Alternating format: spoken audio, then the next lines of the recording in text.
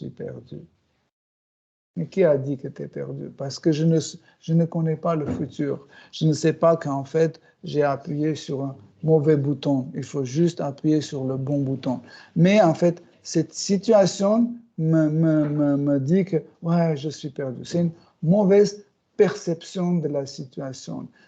Pareil, en fait, comment notre conscience subit les changements, etc., parce que nous avons une mauvaise perception de soi-même. Okay? D'où ça vient? Ça vient de notre désir incorrect. Hein? Et ce désir incorrect vient quand nous ne connaissons pas qui nous sommes et qui est Krishna. C'est pour ça que dans ce verset, Sanat Kumar dit, la solution est comme ça. Essaye de comprendre qui est Krishna. Quand on commence petit à petit à découvrir qui est Krishna sous tous ses aspects, c'est pas juste que Krishna est Dieu, c'est pas suffisant. C'est pas suffisant. Par exemple, il y a beaucoup d'autres traditions spirituelles qui parlent de Dieu, qui pratiquent la vie religieuse, etc., etc. Ils pensent que juste comprendre que Dieu existe, c'est suffisant. Ce n'est pas suffisant. Parce que si vous savez que Dieu existe et c'est tout, vous commencerez à exploiter cette idée, ce concept. Si Dieu existe, donc il doit prendre soin de moi. Si Dieu est l'amour, donc il doit m'aimer, peu importe comment je suis. Par exemple, mon enfant, il est mauvais, mais je l'aime. Donc Dieu est obligé de m'aimer. Donc il doit me nourrir, il doit me loger, etc. Et après, quand je rentre encore plus dans cette conception, je commence à critiquer Dieu. Je dis, regardez, qu'est-ce qui se passe? Où est Dieu? Regardez la guerre, la corruption. Est-ce que Dieu est-ce que Dieu est aveugle et il ne voit pas ça? Pourquoi il ne protège pas ses êtres, etc. Vous voyez? Pourquoi on arrive à ça? Parce que nous pensons que juste comprendre que Dieu existe et croire que Dieu existe, c'est suffisant. Ce n'est pas suffisant parce que si on n'a pas assez de compréhension ou de réalisation qui est Dieu ou qu'est-ce que c'est l'absolu, on va créer les fausses circonstances de l'existence. Okay? Encore une fois, je vais dire, c'est les fausses circonstances d'existence que nous créons nous-mêmes. Vous voyez? Nous créons ces circonstances et nous devenons les habitants de ces circonstances. Je vais vous donner un exemple. Par exemple, je pense que tous les êtres vivants n'ont pas d'âme.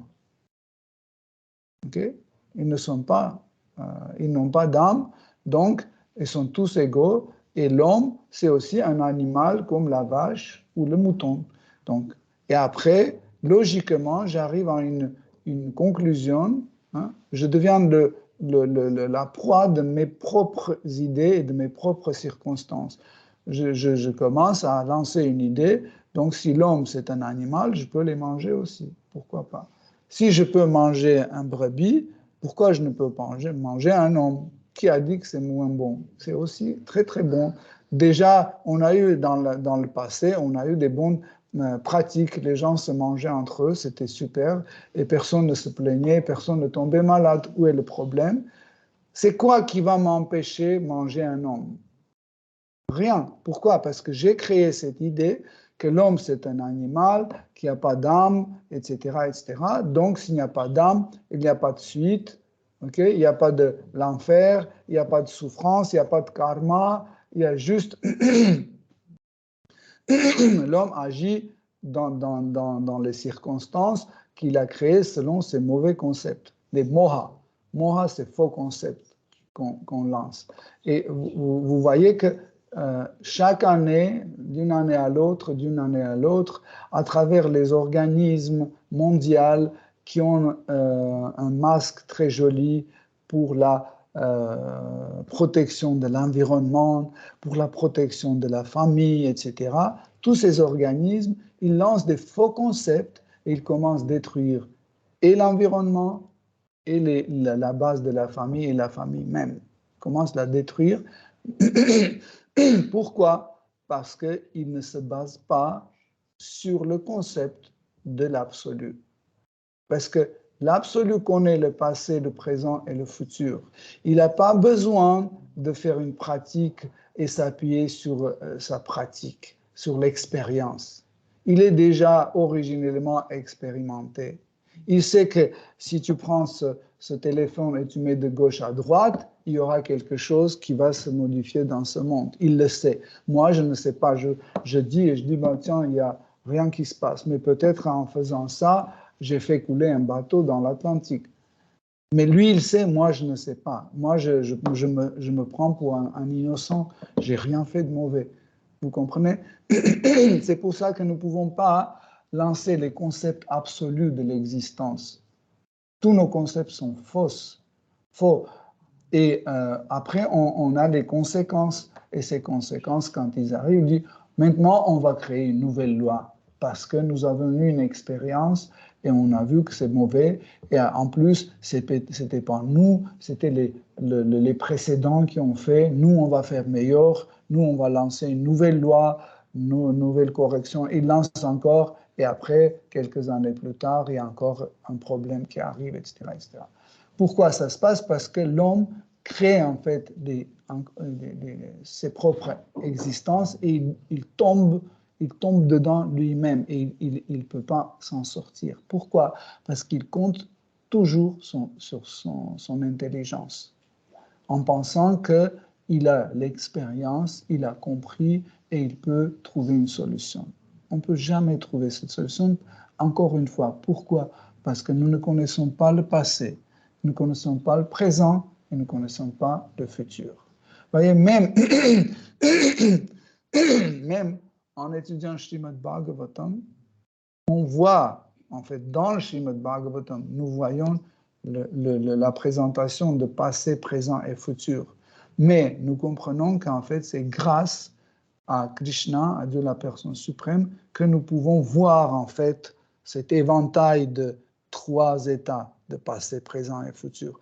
Parce que nous-mêmes, nous pouvons en fait se tromper, prendre le futur pour le présent prendre pour le passé, etc., etc. Et pour ça, l'homme ne doit pas penser qu'il est capable de résoudre tel ou tel problème, etc., seul, sans Krishna, sans Dieu la personne suprême. Des fois, quand on dit cette phrase, les gens disent « Oui, mais il est où Krishna? Comment je peux m'adresser à lui ?»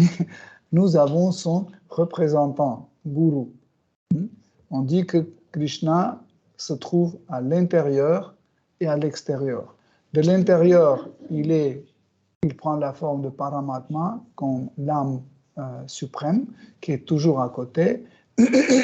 même si l'âme ne connaît pas cette idée de Paramatma, elle ignore que Dieu est présent dans notre cœur, malgré tout ça, Paramatma dit toujours à son oreille, ne fais pas ça, c'est mauvais. Ou il dit, tourne, baisse-toi. On dit, une voix d'intérieur m'a dit, ne fais pas ça. Ce voix d'intérieur, c'est Paramatma qui nous dit, en fait. Vous voyez, nous avons tous cette expérience. Je me souviens même, avant de connaître cette idée de Paramatma, j'avais toujours quelqu'un à l'intérieur qui me disait, ça c'est un sale truc, ne fais pas ça. Et quand même je continue, tu vas regretter après. Et après, malgré tout, je faisais ça et il y avait des mauvaises conséquences qui arrivaient, il disait, tu vois, je t'avais prévenu. Et je ne savais pas qui c'était. Et dans la littérature, c'était toujours monté la voix d'intérieur, Et c'était qui, en fait? C'était Seigneur suprême qui constamment, il nous parle. Okay? Mais parce qu'on est ignorant, on ne sait pas qui c'est.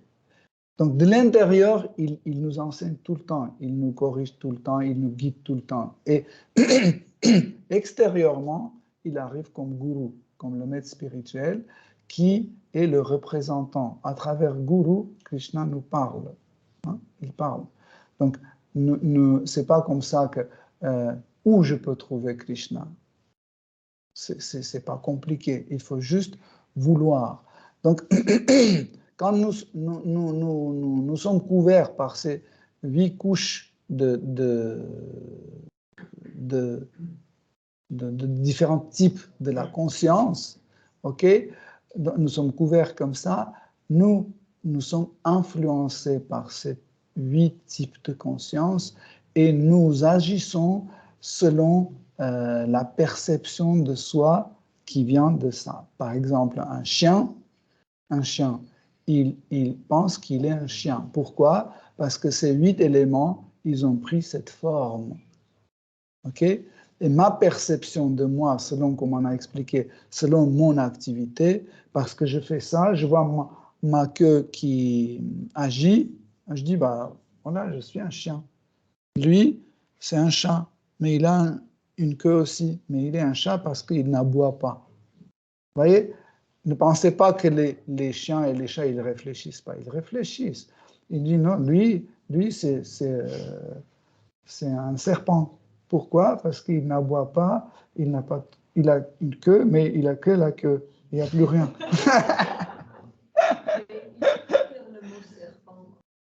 En fait, il y a une chose extraordinaire. En fait, vous savez que nous avons une écriture visuelle. Par exemple, quand vous regardez ça, vous lisez téléphone. Quand vous regardez, vous voyez un piment, vous lisez piment. C'est une forme de lecture, de reconnaissance. Ça arrive tout de suite. Donc, pour lui, c'est serpent. C'est cette forme-là. C'est la forme est littéraire par elle-même, la forme est littéraire. Okay? Comme ça, quand vous regardez Jagannath, Jagannath, pourquoi? Parce que c'est écrit, c'est une forme d'écriture. Okay? Ce n'est pas seulement les lettres, les couleurs, les formes, c'est une forme d'écriture. Aussi, pareil,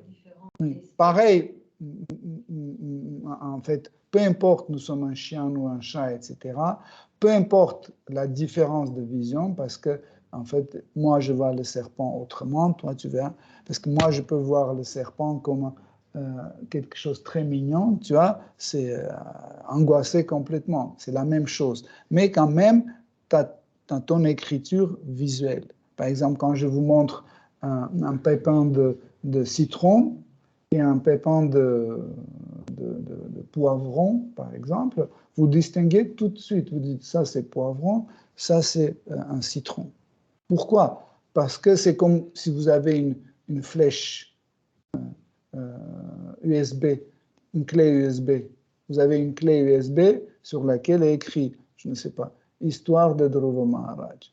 Qu'est-ce que vous pensez? Et sur l'autre clé USB, il y a écrit Histoire de Paramatma.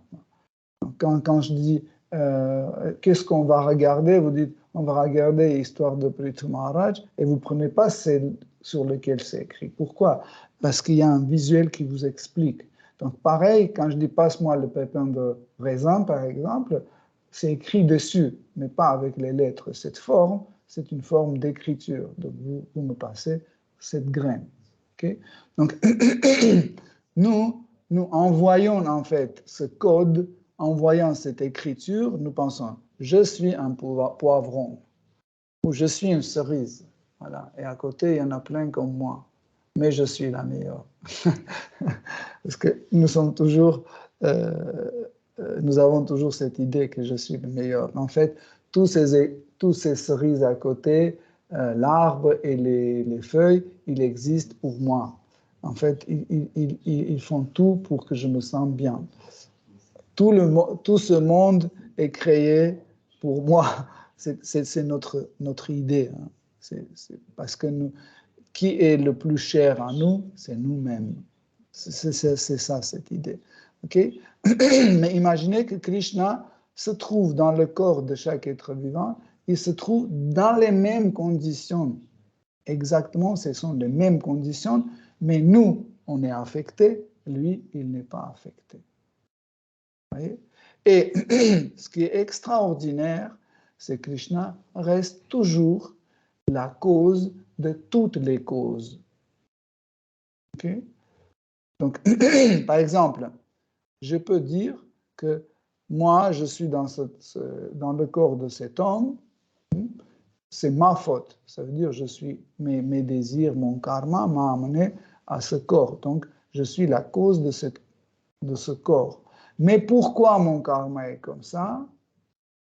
Parce que la cause de mon karma, c'est Krishna. Pourquoi? Parce que je l'ai refusé. Je me suis retourné de lui. Je ne l'ai pas accepté.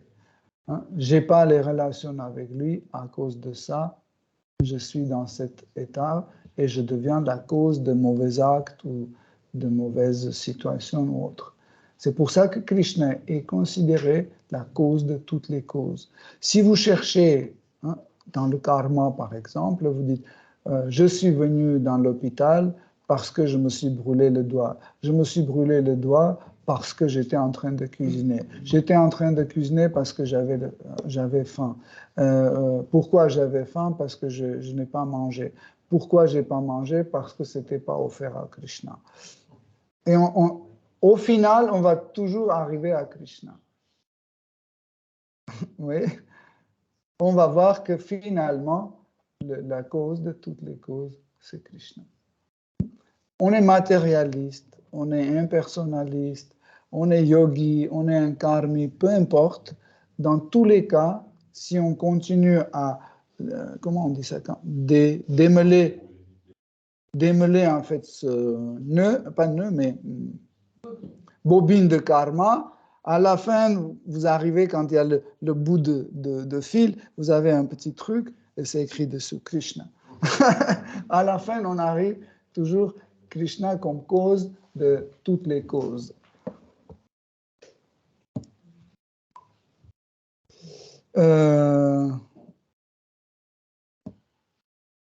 Ok, Hare Krishna. Je ne sais pas, j'ai encore trop de choses à dire, mais... Oui. Hare Krishna.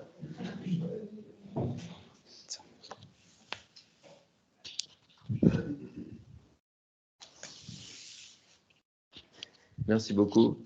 Au début de la conférence, vous disiez que, en fait, tant que le Gyani ou n'importe quelle personne n'a pas rencontré un Bhakta, eh bien, ce n'est pas possible pour lui de comprendre l'aspect personnel.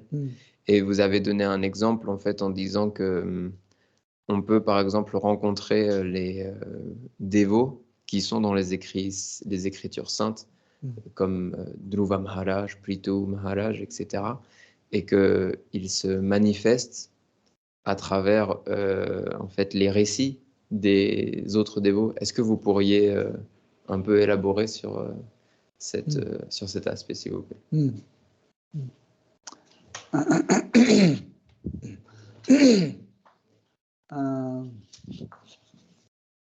En réalité, les écrits sacrés, ils ont une particularité qu'ils ne sont pas influencés par 3 gunas d'énergie matérielle. Ils se trouvent toujours sur la plateforme transcendantale. Et comment on peut comprendre ça? Quand on entend les écrits sacrés de la bouche d'un pur dévot, il nous amène tout de suite sur cette plateforme transcendantale et nous arrêtons cette vision matérialiste des choses. Okay? Donc, nous sentons la présence. Si vous vous souvenez, une fois, on a parlé sur l'aspect de Murti. Hein? Murti, c'est une image de Krishna. Par exemple, derrière moi, c'est Jagannath. Okay? C'est un Murti. Murti, c'est un mot sanskrit. Quand on traduit, ça veut dire ce qui a pris la forme. Okay? Ou qui se montre à travers une forme. Murti. Okay? Donc, En fait, un murti peut être fait de la peinture, comme Jagannath derrière moi. Le même Jagannath peut être fait de bois, taillé en bois. Il peut être fait avec les pierres précieuses. Il peut sculpter dans le marbre ou moulé dans bronze, etc. Tout ça, c'est des murtis. Okay? Mais aussi, il peut avoir une forme écrite ou décrite. Okay? Par exemple, quand vous avez dans Srimad Bhagavatam, vous avez une description de Krishna, hein, par exemple, dit et Seigneur suprême est apparu devant Dhruva Maharaj. Il avait les cheveux longs, noirs, bouclés, qui arrivaient jusqu'à ses épaules. Sur ses oreilles, il y avait 2 boucles d'oreilles sous la forme d'un requin. Sa poitrine était décorée par une guirlande Vijayanti et une pierre Kaustubha, etc., etc. Donc ça, ça aussi, c'est un murti. C'est un murti, mais littéraire. Okay? Nous pouvons avoir aussi un murti mental. Par exemple, vous fermez les yeux et vous servez Krishna dans votre mental. Vous voyez ses yeux, vous voyez ses mains, vous voyez ses vêtements, etc. Okay? Donc, mais ils sont dans votre mental. Donc, c'est Manasamurti. Ça veut dire que c'est une forme qui se manifeste à travers le mental, parce que le mental, c'est aussi un moyen d'expression. Okay? Donc, pareil, en fait, quand je reviens encore sur la forme littéraire, donc, nous pouvons avoir la présence des dévots sous la forme littéraire. Ce n'est pas une représentation, c'est une présence. Comme par exemple l'image de Jagannath, ce n'est pas une représentation de Jagannath, c'est une présence de Jagannath. Vous comprenez? Ce n'est pas une représentation, c'est la présence. Okay? Pareil, donc les grands dévots ne sont pas différents de leur description littéraire dans les écrits sacrés. Okay? Quand vous lisez l'histoire de Narada Muni, etc., etc., vous êtes en train d'être avec lui. Okay? Mais pour pouvoir accéder à ce code et pouvoir en fait rencontrer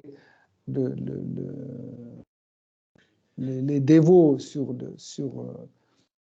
les pages des écrits sacrés, il ne faut absolument, absolument avoir ce désir.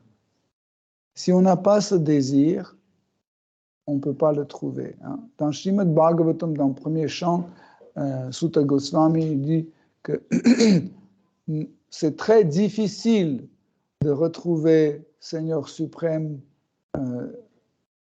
même sur les pages des écrits sacrés. Parce que Seigneur suprême est le Seigneur de notre cœur. C'est extraordinaire comme phrase. Qu'est-ce que ça veut dire? Parce qu'il est le Seigneur de notre cœur. Le cœur, en fait, c'est un organe qui manifeste le désir. OK? Ça veut dire tant que nous ne manifestons pas ce désir de trouver Seigneur suprême, même s'il va venir devant nous, on va penser que c'est un homme ordinaire. Pourquoi? Parce que nous ne manifestons pas ce désir. Mais quand on a ce désir, on trouve Seigneur suprême partout. Hein? Même dans les nuages qui ont sa couleur, même dans la musique que nous entendons, sur les pages des livres sacrés, dans la nourriture offerte à Seigneur, dans les dévots qui nous entourent, etc., etc. OK?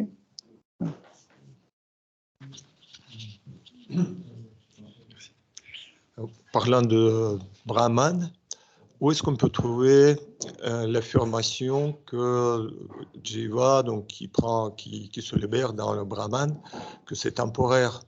Est-ce qu'on peut trouver ça dans les textes? Srimad Bhagavatam aussi parle de ça.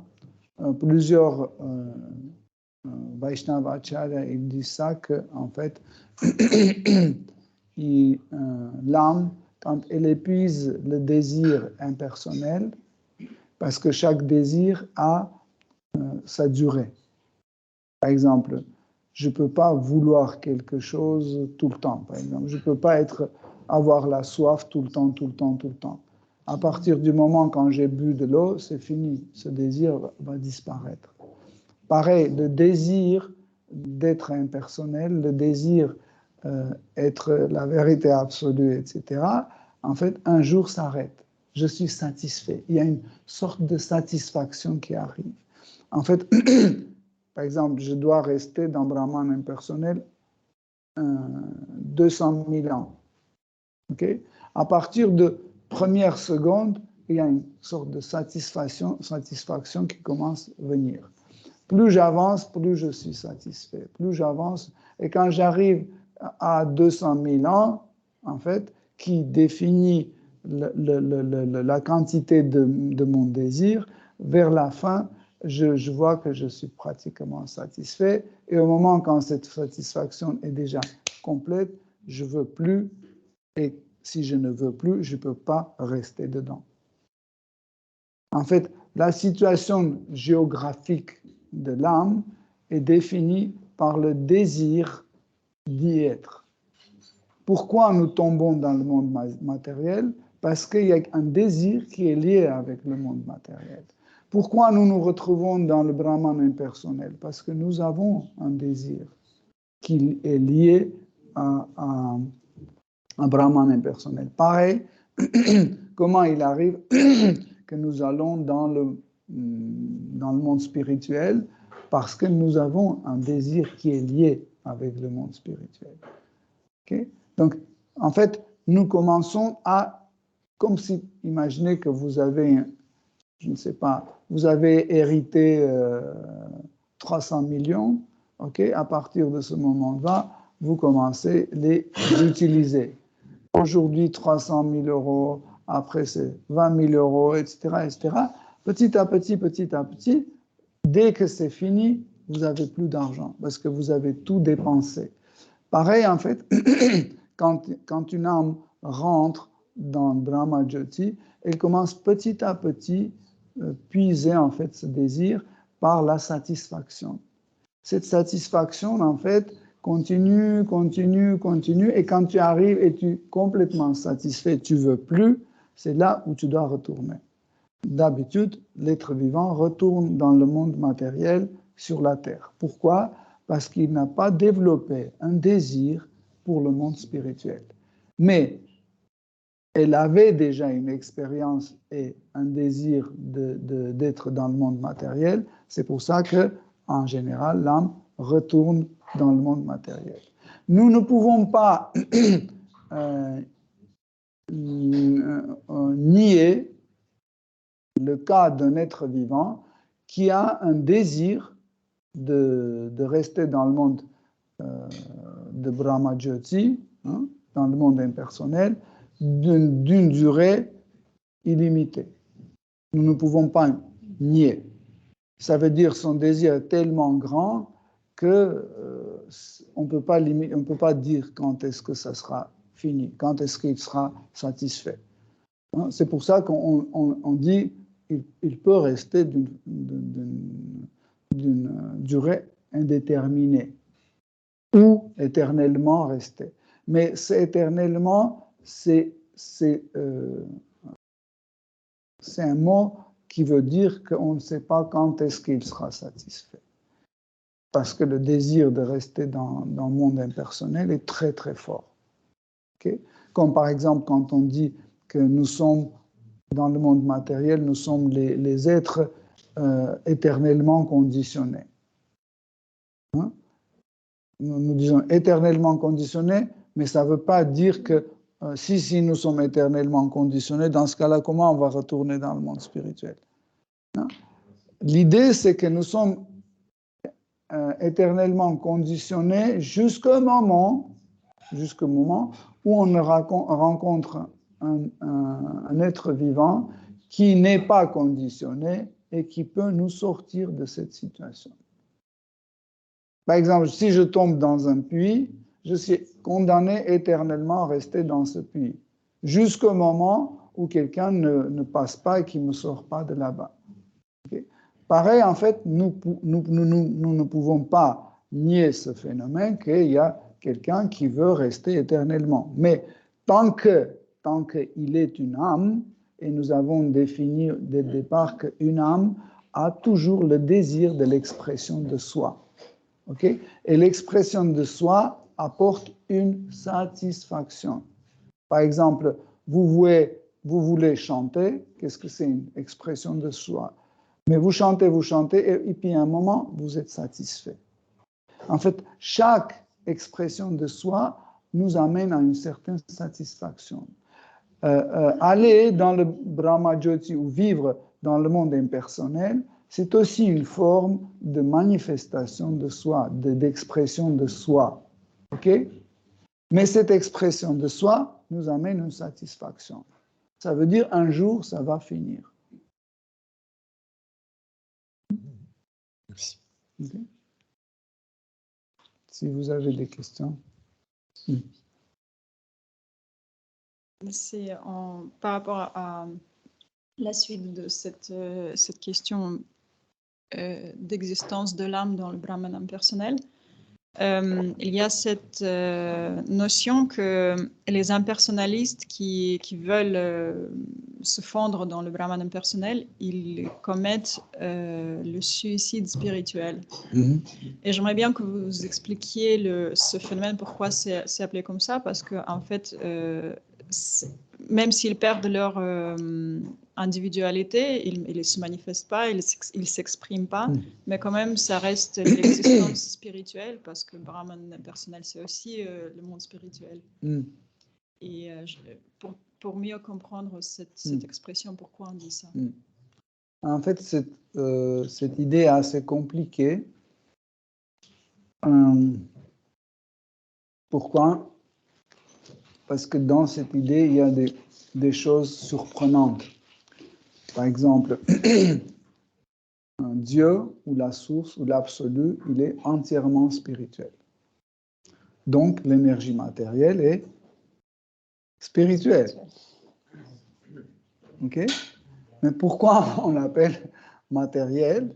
Parce que cette énergie spirituelle a une tendance à ramener un oubli. Ramener un oubli et manifester 3 de ses qualités, de passion, ignorance et la vertu. OK? Mais elle est toujours spirituelle. Vous savez pourquoi elle est spirituelle? Parce que cette énergie aussi sert l'absolu, sort de l'absolu, et son esprit est l'esprit de quelqu'un qui sert l'absolu. OK? Pourquoi? En effet, l'énergie matérielle, c'est un entraîneur. Elle nous entraîne. Elle nous entraîne. Nous pensons souvent que pourquoi Krishna a créé ce monde matériel, il ne pouvait pas faire juste le monde spirituel sans le monde matériel, etc. Mais si on étudie en profondeur les écrits sacrés, on étudie qu'est-ce que c'est le bhakti, vous allez voir que le monde matériel est indispensable. Il y a les divertissements qui se passent seulement dans cette zone matérielle. Hein. Par exemple, si vous vous souvenez, vendredi, nous avons parlé de Mathupuri. Hein? On a dit Mathupuri est composé de Goloka, Gokula et Mathura, de ces trois endroits ensemble. Okay? Et en effet, si vous observez bien, vous allez voir qu'en réalité, beaucoup de divertissements qui se passent à Gokula, ce sont des divertissements qui se passent quand le monde spirituel, en fait, s'expanse dans le monde matériel. Comme par exemple, quand Krishna tue les démons, quand il fait des guerres ou autre chose, tu vois, tout ça, ça se passe dans cette zone-là. C'est comme les vagues de l'océan qui arrivent là. Tu vois, par exemple, quand l'eau est dans la mer, elle ne manifeste pas les... Comment ça s'appelle? La mousse? Non, c'est pas... Comment? Écume, voilà. Quand l'eau est dans l'océan, elle ne manifeste pas les écumes, n'est-ce pas? Quand est-ce que l'océan manifeste les écumes? Quand elle fait une vague. Dès que la vague arrive sur la plage, c'est là où les écumes se manifestent. Pareil, en fait, tant que la demeure spirituelle n'arrive pas dans la zone matérielle, il n'y a pas certains divertissements qui se manifestent. Donc, le monde matériel est complètement utile.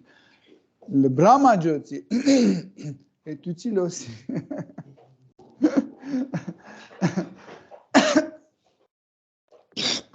En fait, chez Krishna, rien n'est inutile. Chez Krishna, tout est utile.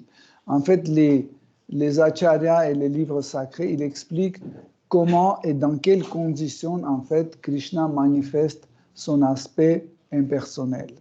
Donc, l'aspect impersonnel, l'absolu manifeste quand il est en train de méditer sur ses propres qualités sans avoir un lien avec les autres êtres vivants.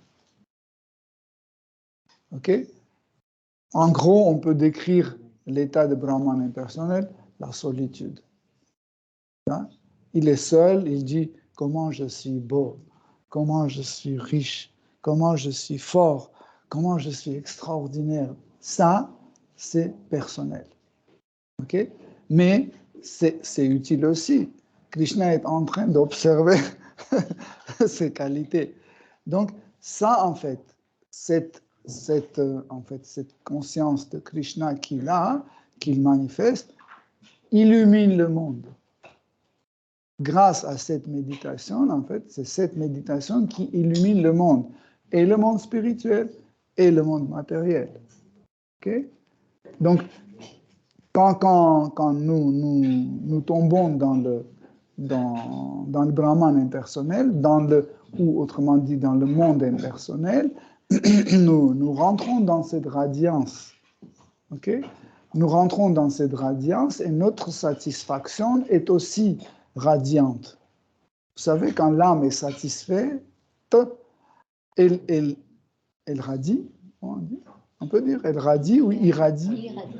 Irradie, donc elle commence à irradier. Pourquoi quand vous voyez le dévot complètement dans l'extase, etc., il est complètement comme une ampoule qui... N'est-ce pas? En fait, c'est cette satisfaction ananda. En fait, cet ananda commence à émaner cette lumière. Okay? Donc, en fait, imaginez l'ananda, cette satisfaction de Brahman impersonnel, plus la satisfaction des êtres vivants. Ça fait une lumière extraordinaire. Okay?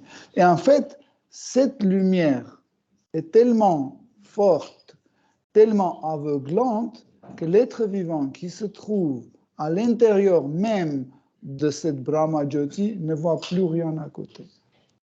Si vous voulez, si on allume la lumière très très forte de tous les côtés, vous verrez plus rien. Okay? C'est le même phénomène. Voilà pourquoi, en fait, nous pouvons nous retrouver dans Brahma Jyoti, qui est à Vrindavan. On verra la lumière, on va illuminer nous-mêmes, mais on ne verra ni les vaches, ni les gopis, ni Nanda Maharaj, ni rien. Ok? Donc, en fait, c'est comme ça que ça se passe. Et où est la clé de compréhension? C'est le désir. S'il n'y a pas ce désir, il n'y aura pas ni l'un, ni l'autre, ni l'autre, ni l'autre. Ok? Est-ce que j'ai répondu à ta question? Oui, plus que oui, mais c'est juste par rapport à cet phénomène de ce terme, cette définition que c'est le suicide spirituel. Ah oui, j'ai oublié ça. Veut aller dans le Brahman. Oui, en fait, pourquoi on dit la suicide? Parce que la suicide, par exemple, je vais me jeter de mon immeuble. En fait, la suicide, c'est quand on supprime la capacité de l'expression de soi. Par exemple, maintenant, je peux chanter, cuisiner, danser, etc., etc. Quand je vais me suicider, je ne peux plus faire tout ça. Okay? Quand on dit suicide spirituel, c'est que l'âme ne peut plus avoir l'expression de soi active. Okay? Elle va rester, mais elle ne va plus manifester. Elle va juste rester comme ça pour se satisfaire. Même s'il subit l'ananda. Et... Oui, mais... Oui, parce que l'expression de soi, c'est une personnalité. Ça vient de la personnalité, l'expression de soi. C'est pour ça qu'on dit c'est une suicide, parce que tu coupes, en fait, tu prives l'âme de l'expression de soi. En fait, ou autrement, tu lui donnes juste une seule expression de soi, c'est de juste savourer Brahmananda, c'est tout. Juste tu savoures Brahmananda, c'est tout.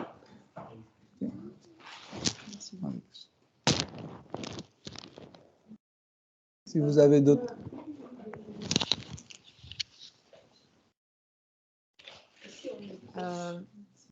Oui, non. Tout à l'heure, vous avez parlé de trois formes, 3 niveaux. Donc, on peut pratiquer la spiritualité, enfin, la conscience. On peut avoir une conscience sur la plateforme matérielle dans le monde matériel, ensuite sur la plateforme spirituelle dans le monde matériel, et ensuite spirituelle dans le monde spirituel. Et je me demandais, est-ce que c'est possible, ça existe? Il peut y avoir une conscience matérielle dans le monde spirituel. Je sais pas. Parce que parfois, on entend des gens qui sont dans le monde spirituel et en fait, c'est plus... ils veulent juste profiter. Est-ce que... En fait, nous pouvons nous retrouver dans le monde spirituel, ok, mais sans avoir une attraction vers Krishna. C'est possible. Une des formes, c'est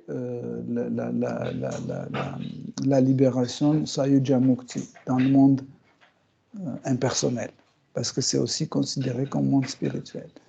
Mais Srila Prabhupada, dans cet reporté, il dit qu'en fait, c'est une forme cachée de l'athéisme. Okay?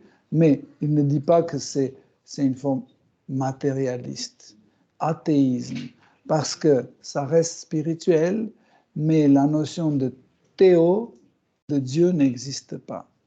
Parce que Brahman impersonnel, nous ne pouvons pas considérer comme Dieu, parce que Dieu, c'est celui-là avec qui on rentre dans une relation. Okay? C'est pour ça qu'en fait, Srila Prabhupada, et pas seulement lui, les Shastras aussi disent qu'en fait, c'est une forme d'athéisme, parce qu'il n'y a pas de Dieu. Parce que la notion de Dieu, c'est celui qui rentre en communication avec l'être vivant. Il le protège, il l'enseigne, il l'encourage, il le punit, etc. Mais Brahman impersonnel ne le fait pas. Okay? Ça, c'est une chose qu'on doit comprendre, que nous pouvons être dans le monde spirituel, okay, sans avoir une attraction vers Krishna. les 4 autres formes de la libération, hein, comme Samipya Mukti, Sarupya Mukti, Srishti Mukti et Salokya Mukti, hein, toutes ces 4 formes de libération dans le monde spirituel, aussi, ils nous amènent sur les planètes spirituelles ou dans le monde spirituel, mais sans nous donner, sans nous garantir cette attraction vers Krishna. Mais ça ne veut pas dire que notre état est privé de la spiritualité. Pourquoi? Parce que, imaginez, je suis dans le palais de Sri Narayana. Je vois les serviteurs de Narayana. Chaque pierre, chaque brillance, chaque fleur, chaque petit morceau de poussière, c'est transcendantal. Je suis dans le milieu transcendantal. Même si je vois Narayana sans avoir une attraction vers lui, je suis toujours dans l'état spirituel. Ce n'est pas encore matériel. Matériel, hein, donc le terme matériel, en général, de point de vue philosophique, on peut utiliser dans 2 sens. Matériel, ça veut dire la matière, et matériel, c'est l'attitude. Par exemple, on peut dire la matière spirituelle. Par exemple, Chit Shakti, c'est une matériel spirituelle. Yoga Maya, c'est une matière spirituelle, comme matière. Mais matériel comme attitude, c'est l'égoïsme. Quand je veux pour moi, je suis le centre, tout dépend de moi, tout doit servir moi, etc. Cette tendance égoïste, c'est l'attitude matérielle. Donc, dans le monde spirituel, nous pouvons appliquer le terme matière, matériel, matière comme matière, en fait. Okay? Parce qu'il y a différentes matières. Par exemple, Icha Shakti, l'énergie de désir, c'est une autre matière qui est différente de Sandhini Shakti, de l'énergie d'existence. C'est 2 matières différentes. Okay? Donc, nous pouvons appliquer ce terme matériel. Mais matériel comme attitude, c'est l'attitude égoïste. C'est moi, en moi, je, etc. etc. Okay? Donc, dans le monde spirituel, c'est impossible de le faire parce que les circonstances ne te laissent pas de se focaliser sur toi-même. Comme par exemple, tu rentres, il y a un spectacle qui commence, le rideau s'ouvre, il y a des trucs qui explosent, des trucs comme ça, tu ne penses pas à toi. Pourquoi? Parce que tu es captivé complètement par ce qui se passe devant toi, tu n'as ni le temps ni l'attention pour penser à toi-même. Donc le monde spirituel est comme ça. Dès qu'on se trouve là-bas, il y a tellement de choses qui se passent que nous ne pouvons pas se focaliser sur nous. Notre attention est tout de suite captée par tout ce qui se passe autour. Tu comprends? Mais tu peux poser une autre question. Mais pourquoi dans ce cas-là, dans toute cette situation, nous tombons dans le monde, on revient dans le monde matériel? Okay? Celui qui a une attraction, qui a déjà une attraction vers le Seigneur suprême, il ne revient plus jamais dans le monde matériel. C'est comme dans la Bhagavad Gita, Krishna confirme lui-même. Il dit que celui qui a compris qui je suis, qui a développé cette attraction envers moi, il ne revient plus jamais dans ce monde matériel. Alors c'est qui revient? Celui qui n'a pas en fait développé cette attraction, et en fait le monde matériel peut lui donner cette possibilité de développer cette attraction. Et surtout, c'est pour une certaine catégorie des âmes qui, en fait, peuvent se retourner vers Krishna en se trouvant dans une situation de la séparation. OK? Dès qu'on a ce sentiment de séparation avec Dieu dans le monde matériel, c'est une chance ou c'est une possibilité de retourner et développer en fait cette attraction vers Krishna. Parce que la première preuve dans ce monde matériel, la première preuve que nous sommes attachés à Krishna, c'est le sentiment de la séparation. C'est ça. Okay? Donc, mais ça ne veut pas dire que quelqu'un qui est allé sur une des planètes Vaikuntha à travers d'une forme de libération, il ne peut pas y rester et développer cette attraction sur place. C'est tout à fait possible. Par exemple, je suis un démon, Krishna me tue, et je le vois en 4 bras, etc. Et c'est la dernière chose que je vois avant de mourir.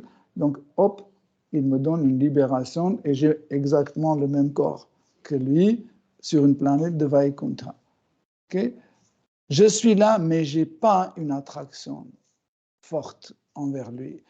Mais je commence à l'observer, je commence à le regarder et c'est tout à fait possible que sur place, je peux développer ou peut-être il y a un des dévots ou une fleur qui pousse, elle dit tellement bien Narayana, Narayana, Narayana que mon cœur commence à fondre et je dis Narayana, Narayana et moi aussi je deviens comme elle. Et je développe cette attraction grâce à la présence de cette dévote, qui est dans une forme d'une fleur, par exemple.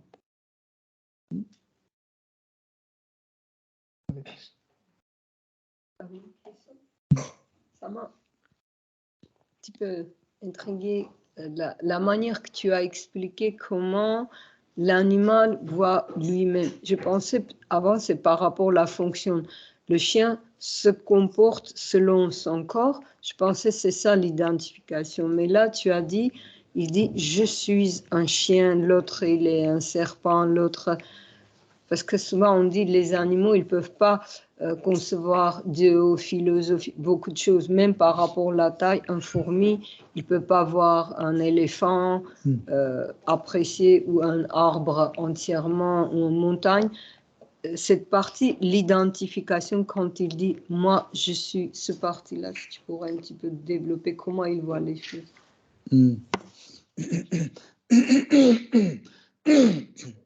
Quand nous disons que les autres formes des êtres vivants comme minéraux, les plantes ou les animaux ne peuvent pas concevoir l'idée de l'absolu, c'est parce que ils sont tellement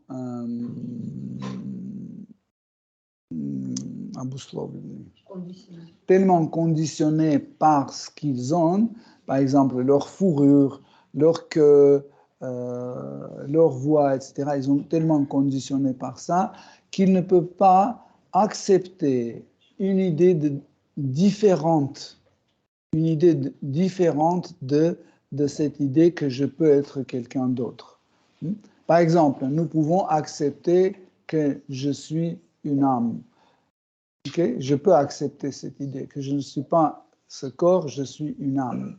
Même, je peux accepter qu'un jour, je peux devenir un chien, selon mon karma. Un jour, je peux devenir une papillon, ou je peux devenir une salade, ou autre chose. Hein? Ça, en fait, cette capacité où, par défaut, mon intellect n'est pas défini, n'a pas de limites, je peux aller pour arriver jusqu'à l'idée de l'existence de Dieu. Un chien ou un chat ou autre, ils ont la limite, en fait, par défaut, leur intellect est déjà limité, par défaut. Par exemple, je suis né comme un chat, déjà c'est limité. Tu ne peux pas aller plus que chat. Donc un chat ne peut même pas accepter l'idée qu'il peut naître un chien un jour. Non. Seul truc qu'ils peuvent accepter, c'est un chat. Et je peux être rien d'autre que chat et c'est tout. Tu comprends? Cette partie-là, je comprends. C'est l'autre partie que je ne comprends pas. Si on dit ça, tout ce que tu dis, ça, je comprends. Et comment serpent, dans ce cas-là, il peut dire ça c'est un serpent, c'est un Oui, chat. oui. Là, Parce qu'ils ont les yeux, la capacité de voir et de mémoriser. Okay? Par exemple, un chien voit une grenouille aujourd'hui. Donc, c'est mémorisé, c'est enregistré, ce visuel est enregistré. Demain, il voit la grenouille, il la reconnaît. Ça, c'est une grenouille. Donc, dit, il n'a pas de queue, il n'aboie pas, il n'est pas un chien. OK? Pas comme moi. Pas comme moi, ça veut dire, bah oui, mais il voit sa queue et ses pattes, il dit, c'est chien. Comme je dis, visuel, parce que tu cherches une écriture littéraire. Quand tu regardes ça, tu dis rose. Pourquoi tu dis? C'est pas écrit. Cette écriture, c'est son image. C'est pareil. Donc il dit, c'est pas. Leur langage. Oui, il dit ça, c'est un serpent, ça, c'est un chat, ça, c'est une carotte. C'est une forme d'écriture. Par exemple, vous voyez une toile au musée du Louvre, la tentation de Saint-Antoine, et vous lisez. Un Saint-Antoine, il priait et du coup, il y avait les différentes tentations qui sont venues. Là, c'est la peur, là, c'est la gourmandise, ça, c'est etc., etc. Mais ce n'est pas écrit avec des lettres, c'est écrit à travers les images. Et tu lis, tu es en train de lire ce tableau. L'animal est capable aussi, c'est ça. Bien sûr, il regarde et dit, là, il a posé son pied sur une grenouille. Parce qu'il voit le pied, il voit la grenouille, il voit qu'il est posé. Oui, oui. Parce que chaque être vivant qui a les sens, il agit selon ses sens. Les sens sont limités. Par exemple, je ne sais pas, une bactérie qui est dans mon estomac, ok, ses sens sont limités. Même si je le sors, je l'amène au musée du Louvre, je commence à montrer l'étoile, il ne va pas voir parce que ses sens sont limités. Une bactérie ne voit pas plus loin qu'1 millième de millimètre. Ses sens sont limités. Donc, mais, par exemple, un cheval peut voir 1 kilomètre plus loin, pas plus. Chacun a ses sens limités. L'homme aussi a ses sens limités. Mais la capacité intellectuelle dans une forme humaine est sans limite. Par défaut, c'est sans limite. Donc, on peut identifier, nous, tout ce qui est possible. Oui, par exemple, je peux dire que je suis une âme ou je suis je ne sais pas. Je peux naître comme un serpent si j'ai le désir d'un serpent, etc. Je peux analyser, je peux imaginer, etc. Mais un serpent ne va pas faire ça parce qu'il ne peut pas aller plus loin. Par défaut, en fait, son intellect est limité. En fait, vous savez quelles sont les limites? Comment, en fait, Krishna a arrangé les limites? Les limites, c'est l'excitation. Même chez un homme, quand est-ce qu'on arrête de continuer à réfléchir, à développer notre logique? Dès qu'il y a une excitation, hop, ça met une limite. Ils sont tout le temps excités, tout le temps excités. Par exemple, un chien, ok, il commence à penser, ah, il y a cet arbre, il y a ça. Est-ce qu'il y a quelque chose plus haut que ça, etc. Tout de suite, il y a l'odeur. Il y a quelqu'un qui prépare la pomme de terre. Et après, il y a un chat qui passe. Tout le temps, c'est excité, en fait. Et cette excitation, en fait, ne laisse pas aller. Pourquoi nous, quand nous pratiquons la conscience Krishna, nous prenons une certaine sadhana, des restrictions, pour libérer notre mental de cette excitation. Parce que cette excitation va mettre les limites à notre intellect. Pourquoi on ne mange pas de l'ail, de l'oignon, du chocolat, café, cigare? Parce que cette excitation va vous couper tout de suite les capacités intellectuelles. Dès que le mental est excité, tout de suite, le lien avec l'intellect est coupé et l'outil de réflexion, c'est le mental. Et le fond de réflexion, c'est l'intellect. Quand ce lien est coupé, nous ne pouvons plus ni réfléchir, ni faire un bilan ou arriver à une certaine conséquence, etc. Chez les animaux, c'est tout le temps excité, et c'est pour ça qu'ils n'arrivent pas en fait à faire une conclusion, un bilan de leurs activités ou autres. Okay? Oui, mais c'est pour ça qu'un homme qui est tout le temps excité, il devient un animal. Il se comporte comme un animal parce que tout le temps il est excité et il n'arrive pas à réfléchir, à aller plus loin, et pourtant, tu regardes, ce sont des choses évidentes. Ça veut dire que les gens dans le tamas, leur mental est trop excité, c'est pas extérieurement Oui. quelque chose. Parce que ne pensez pas que l'excitation vient que de rajas. Le tamas excite aussi. C'est plus fort dans le tamas. Et tamas excite, et rajas excite, et mishra sattva excite aussi. Tous les trois gunas excitent. C'est pour ça que Bhagavad Gita dit à Arjuna, c'était ton verset, je crois, surmonte les trois gunas d'énergie matérielle. C'est André qui Oui. Surmonte. Il dit surmonte ces trois gunas. Il ne dit pas surmonte les deux gunas. Il dit surmonte les trois gunas, y compris sattva guna. Désolé. Quand il a fait la guerre à Arjuna, est-ce qu'ils étaient excités ou pas? Non, parce qu'au départ, il a montré une excitation. Quand il a posé cette question, il a montré une excitation, mais Krishna tout de suite... L'autre question, est-ce qu'un guerrier, il ne peut pas être excité quand il fait la guerre? Il tue les autres. En fait, ça dépend du guerrier. Si ce guerrier est un bhakta, il agit sous l'influence de Yoga Maya. Si c'est pas un bhakta, c'est un matérialiste, il agit sous l'influence de Mahamaya. Il faut demander à un expert. Hare Krishna. Shri Srimad Bhagavatam ki jai. Srila Prabhupada ki jai.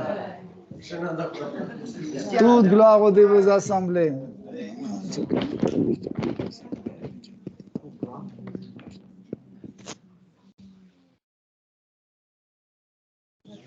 C'est un peu les rides en place.